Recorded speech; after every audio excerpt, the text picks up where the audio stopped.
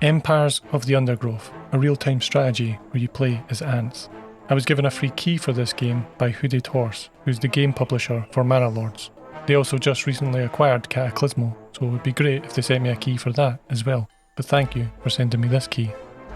I suspect this game has been in development for a long time because when I looked at it, I had a lot of deja vu that I have definitely played the demo of this a long time ago. The story mode is about genetically modified lab ants that can take the traits from other ants. Here's my colony at the end of the game after I've completed it. I have a lot of different kinds of ants. This game reminds me quite a bit of Plants vs Zombies. I think the music reminds me of Plants vs Zombies, but it's also just the way the game works. It's not that complicated, it's quite simple real-time strategy. I wouldn't say simple is a bad thing, and I wouldn't say that it was easy either, because you can actually turn the difficulty up. But you have special kinds of ants, these are the ants here, and each of them can have a different kind of play style when you play as just them, but then when you combine them you can sort of mix and match them together to beat the end boss. I won't tell you who the boss is or tell you anything about the story in this one, instead I'll just show you the fire ants, which I think is a good set of ants to play as. For this level and generally, I prefer pervasive. This allows them to hatch even if I don't have enough food for them to hatch, because it normally costs food to hatch an ant. Generally the playstyle is fast and we have to move fast to get ahead. This Solenopsis invicta fire ant queen has landed on the edge of a swamp. She may be far from her native habitat, but the fire ants are well known for their ability to adapt. Competition for food will be fierce. She will need to raise an army quickly to compete with the local predators. The story is about the genetic ants, but as the story progresses, we have these documentary levels which looks at the specific ants. It also tells you quite a lot about how they work. Fire ants are omnivores, so they will eat these creatures as a food source.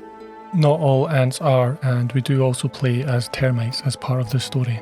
Playing as fire ants, I want to try and get as many soldiers as I can. There are only two types of ants to play as when you're a fire ant, workers and soldiers, and their strength is in their numbers. Ants are made on brood tiles. We start with a few workers who do the building and nest work. The brood tiles are where eggs are taken to be hatched. We have worker brood tiles and soldier brood tiles. Soldiers do the fighting and they cannot build or do the nest work. They can carry food back to the nest. Aside from the brood tiles, we can also build stock tiles for storing food and highway tiles that increase movement speed of ants using them. I should mention that the brood tiles also slow movement speed. So that's the basics, but some ants play a little bit differently. Tiles can also be upgraded 3 times, including brood tiles. And as mentioned, fire ants' specialisation is their numbers. When their brood tile for soldiers is upgraded to level 3, you'll get 2 ants for that 1 tile. We've dug a hole so we can leave the nest now. The colony lies in the shadow of a great titan to the north, an American bullfrog. This large female has found the perfect spot to feed. Sheltered by foliage and in the path of many wandering insects and smaller amphibians, she has no reason to move on. Eventually she will need to be displaced, but for now, the fire ants have more pressing business to attend to. Many of the milkweed plants growing nearby are infested with aphids. Their honeydew excretions present an ideal, energy-rich food source for the fire ants. Aphids far from the nest are vulnerable, however, and are sometimes relocated closer to home where they can be better protected from predators and thieves. As you can see, there are creatures underground with us, and we'll need to dig them out and deal with them in order to expand. The boggy soil surrounding the nest is lacking in nitrogen and phosphorus, nutrients vital for plants to photosynthesize and grow. To survive in this environment, some have evolved to supplement their mineral diet by trapping and dissolving invertebrate prey. The ants have uncovered a group of hungry checkered beetle larvae. The soft grubs may look defenseless, but they have big jaws and appetites to match. The ponds surrounding the nest are perfect hunting grounds for fishing spiders. They have keen eyesight and can skip across the water to quickly chase down unsuspecting prey wandering too close to the edge. When playing as fire ants, I'm trying to spend all my food that I can, because I can hatch with 0 food so long as the egg has been sitting on the tile for long enough. That's kind of the strategy you use when using fire ants. The workers have done all they can to improve these food stores. These upgrades only cost 5 food, so I'm spending it there. The workers have done all they can to improve this highway. So let's jump ahead a little bit. At night, eastern narrow-mouthed toads patrol above ground looking for food. Ants make up 75% of their diet, so the small colony must stay alert. To make matters worse, they are excellent diggers. It's only a matter of time before one tunnels its way into the nest. It looks like we have toads burrowing their way into our nest. There's always surprises like this. Our numbers are quite high and increasing, so we should be able to hold them off, but I don't want to send the soldiers too far away from the colony. I will, however, try and upgrade them so they're a little bit stronger in a fight against larger creatures. The workers have done all they can to improve this highway. Outside, we've got this plant that we're collecting aphids from, but we have to keep an eye on all these other creatures outside that could try and take us on. The night and the day each have their own creatures. The ants have clashed with a bombardier beetle. Feeling threatened, the beetle mixes a cocktail of chemicals that react together, boil, and explode from a valve at the base of its abdomen.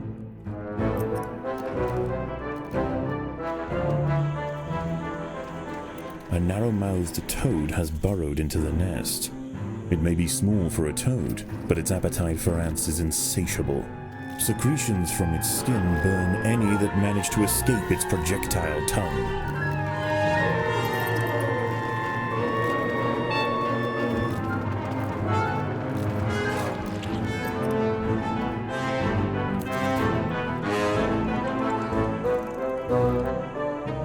Our numbers were large enough. That's a lot of food here, if we can get.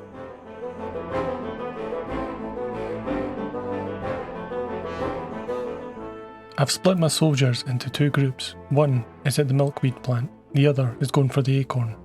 To move your units, you use a pheromone, and there can be a delay between them moving between the pheromone markers. We can see by the red exclamation mark that there's frogs in the walls underground with us. So it's maybe best to cancel the acorn until this frog is dealt with.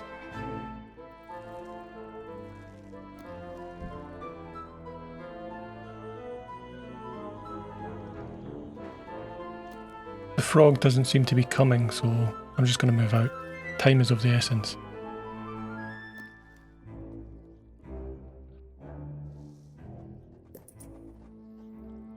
Dawn breaks, and the salamanders and toads retire to their damp alcoves to wait out the sun.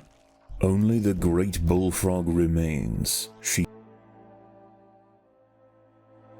sits patiently on her throne, waiting for the next meal to wander by. When the brood tiles are next to each other, that forms a unit, so we want to keep them separate if we want to make a new unit, which is what I'm going to do now, because I want to focus on gathering this plant with a small unit of fire ants. Meanwhile, my larger main units are going to begin to push out and fight other ants. A wasp-manted fly, Climachala brunea, has descended from her perch into the path of the ants. Unrelated to true mantids, her spiked raptorial forelegs are a perfect example of convergent evolution. Now that we've dealt with that wasp, the fire ants have a special ability where they can form a bridge to cross small bodies of water. Dolomedus triton, the 6-spotted fishing spider, has been observing the fire ants.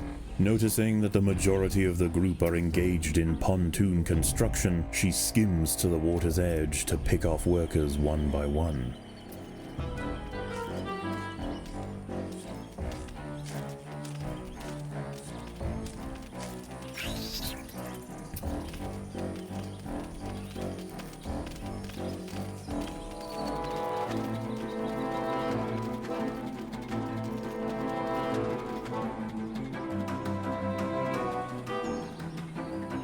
By linking themselves together, the fire ants have formed a pontoon out of their own bodies. It stretches from their home territory to a previously unreachable island, giving them access to new sources of food. Once again, dusk sets in over the swamp. Soon, the sandy undergrowth will be teeming with salamanders, toads, and nocturnal beetles. Our numbers are pretty good, so we might be able to attack the ants in the south. If we manage to beat them, we'll be able to take all their resources for ourselves. This salamander seems to be doing some of the work for us.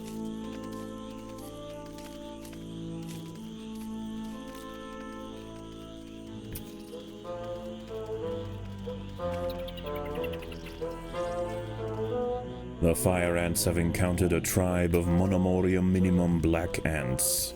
These tiny little ants may seem feeble, but the Invicta colony would do well to treat them with caution. Although primarily scavengers, they are armed with powerful chemical secretions and have been known on occasion to invade fire ant nests. Just going to push forward and go into their nest.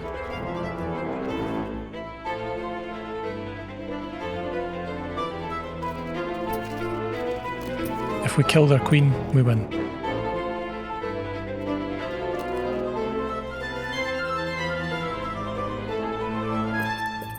The Monomoria minimum colony is almost defeated. The Invicta army must press their advantage.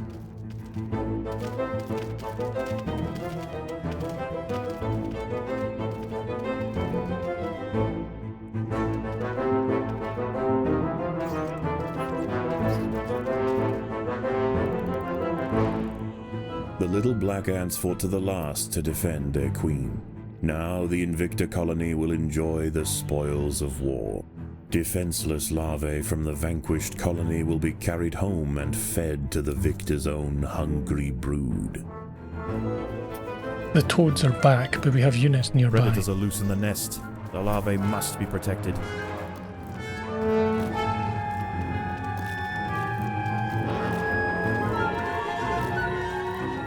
I'll try to upgrade my ants as much as possible. That'll make them a little bit better against these toads.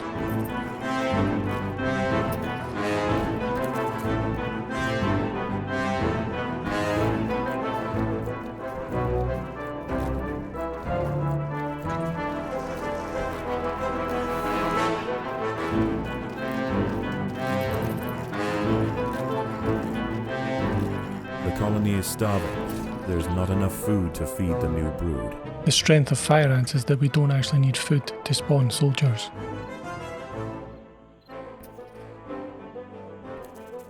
Well, looks like we've dealt with the toads for another night. To maximise our food and therefore the size of our army, we're going to take on the big-headed ants next. The fire ants and big-headed ants have met in their first skirmish. Sensing the new danger, the Maurici colony responds by awakening ancestral super soldier genes in selected brood, feeding them until their heads are engorged with muscle. It doesn't sound good for me. We're going to have to push forward fast. Group 2 will stay here and farm this plant so we can continue to grow our army.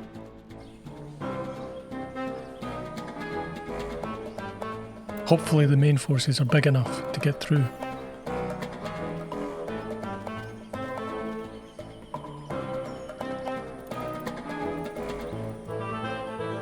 I'll make a small group that can be designated for farming the plant so we can use the larger force in the fight.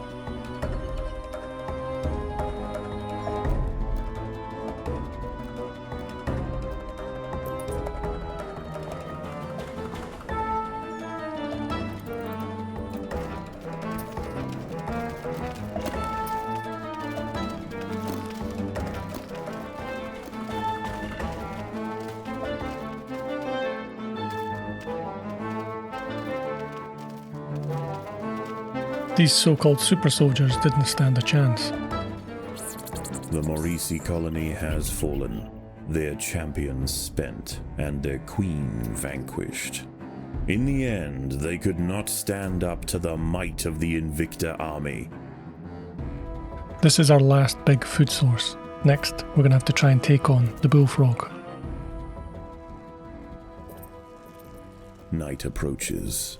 and the predators of the day give way to their nocturnal counterparts. As they encroach on colony territory, battles must be chosen wisely. Spread too thin, the fire ants could find themselves quickly overwhelmed.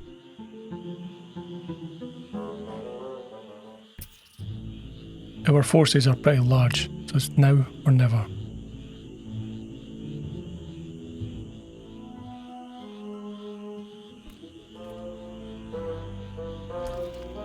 The fire ants have mounted their first attack upon the great American bullfrog Litabates scatesbianus. The brave frontline soldiers are quickly crushed and eaten. They must surround and swarm the enormous creature to stand any chance of defeating it.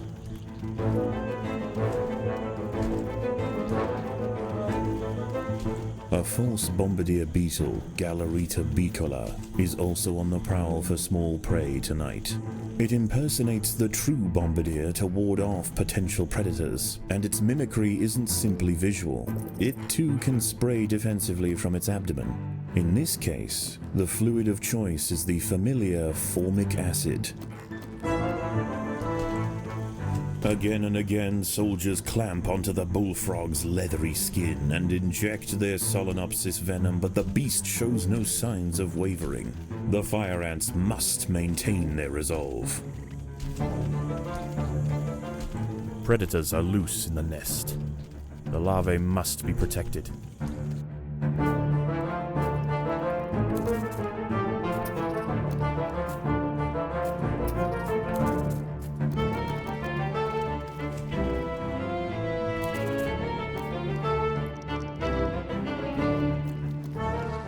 Looks like we're going to have to fight on two fronts, as the toads are attacking again at night. There are intruders in the nest.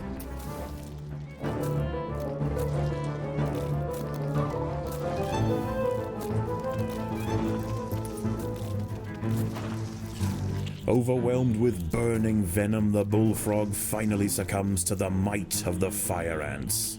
Utterly spent, it collapses on the hillside, leaving the victors free to consume its body.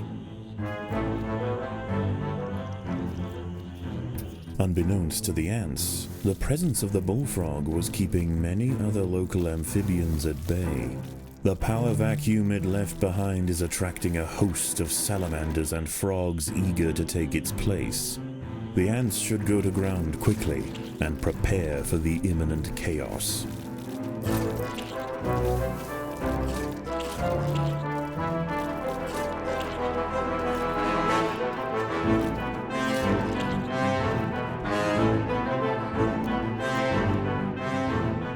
Predators are loose in the nest. The larvae must be protected.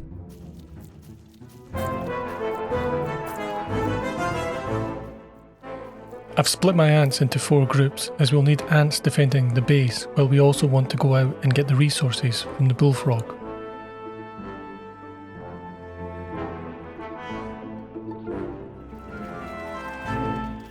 It looks like the amphibians are already here, and they're in our way from getting our resources.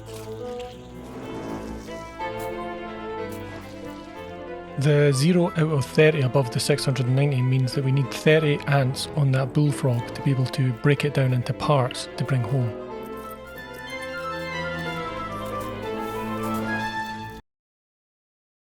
Okay, here they come.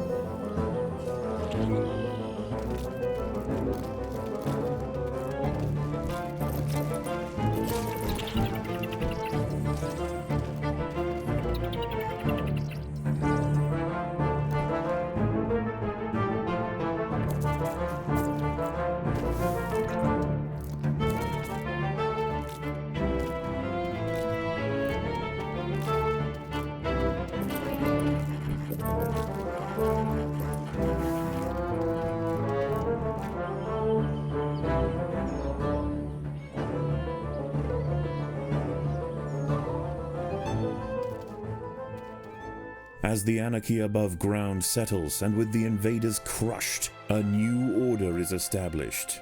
This is now the domain of the fire ant.